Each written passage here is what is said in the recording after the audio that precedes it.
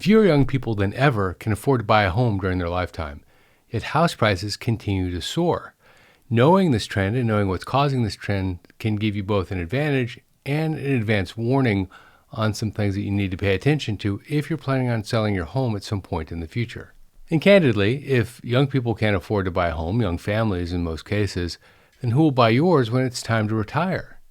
This question matters for millions of homeowners, and answering it now will give you time to adapt. The average home price has jumped $100,000 in the last 3 years, yet wages have barely moved. This rapid growth has boosted your home equity, but it's also changed who can afford to buy your home in the future. Today in this video, I'm going to break down for you what's happening, who's actually buying these homes, and most importantly, how to optimize your plans in the future when it comes to retirement. Let's start off by talking about a really concrete data point, and that is my parents' home, my parents' first home. My dad was a junior officer in the military, and my mom was a homemaker when they bought their first home in 1971. They paid $35,000 for that home. They scrimped and saved, and they came up with the 20% down. It took them several years to do it, but when the time came, they found their dream home, they bought it, and that was that. But like everybody in the military, they move around about every 4 years, and when the time came for them to sell, they sold it for $41,000, $6,000 more, about 4 years later. Now, if this was 10 years ago, it would be very easy to not know what the value of that home was today, or if it was even still standing. But we have something called Zillow, and Zillow does a reasonable job, it's not perfect, but does a reasonable job of triangulating on the approximate price of a house. That house today is valued at $987,600. So if you look at the math here, it went from $35,000 in 1971 to $987,600 in 2025. That's over 28x in terms of the value of the home. Now, if you look at purchasing power, what was the value of $100 back then in today's dollars? Well, $100 back then is approximately valued at $789 today.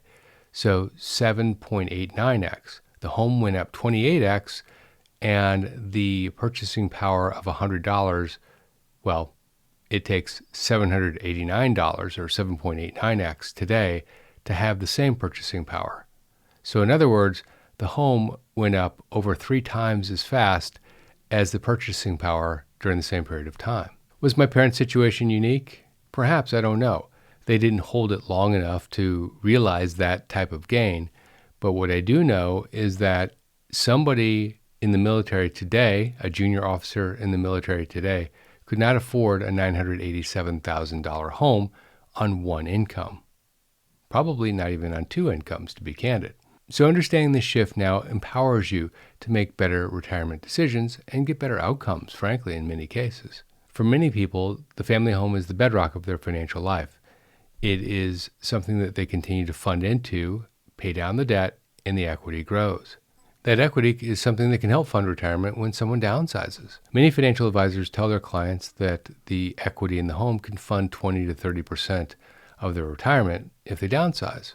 But I will say that this advice assumes that there will be eager buyers waiting to buy the home when it's time for you to sell yours. According to a report in Redfin, 21% of homes were considered affordable in 2022. The team concluded that home affordability was at its lowest point in history, which causes one to think, if I'm going to sell my home, who can afford to buy my home when the time comes? And to be super clear, the shift affects both those getting ready to sell and those that are thinking about selling. Next, I'm going to share with you 3 key trends that are happening right now, and if you know about them and plan into them, you can use them to your advantage when the time comes for you to sell your home. The first is that homes don't need to be traditionally affordable like they were back in 1971 in order for someone to buy your home. The methods of financing a home and the valuations, the way that people look at homes are different today than they were back then. According to Zillow, the average price of a home sold in 2020 was $230,000. In 2023, it was $330,000. So it went up a full third in just 3 years. Meanwhile, the average American makes $59,000 before tax. So call it $49,000 after FICA and federal taxes. In other words, the math just doesn't work, and the banking industry knows this, so they've moved the goalposts. The National Association of Realtors has found that the average down payment for first-time home buyers is just 9%. Zillow, which provides home loans, announced a 1% down payment on their loans, and at closing, they provided the additional 2%. These programs keep buyers in the game despite the fact that prices are completely detached from incomes. The second is that people just aren't selling their homes because of low interest rates. They've locked in low interest rates and they just don't want to sell. This creates an interesting opportunity and problem when it does come time to sell your home. On the one hand, inventory is extremely low, so there should be good demand for your home. On the other, if you sell your home and you want to finance the next one, you're going to have a problem because interest rates aren't going to look the same when you refinance your home. And to give you some data, useful data, in 2021, there were over 6 million homes sold in the United States. In 2024, that number dropped to just over 4 million. The average homeowner now spends 13.2 years in their current home, and that's a record. And after the buying frenzy for the last few years, Americans are staying put. They're not selling because they've got a 3 or 4% mortgage. And for the first time in 160 years, the average number of people living in a home has actually increased over the last few years, not gone down. Many young adults are living with their parents longer because they just can't afford to live on their own. This creates a challenging environment for the seller, the retiree who's selling, because you need to identify exactly who is willing to buy and can buy your home. The third key trend is who's actually buying the homes. Often it's investors or the ultra-rich. Understanding how they value homes, which is cash flow based, helps you value your home, position your home attractively. But despite all of that, there are 3 types of investors that are still buying homes.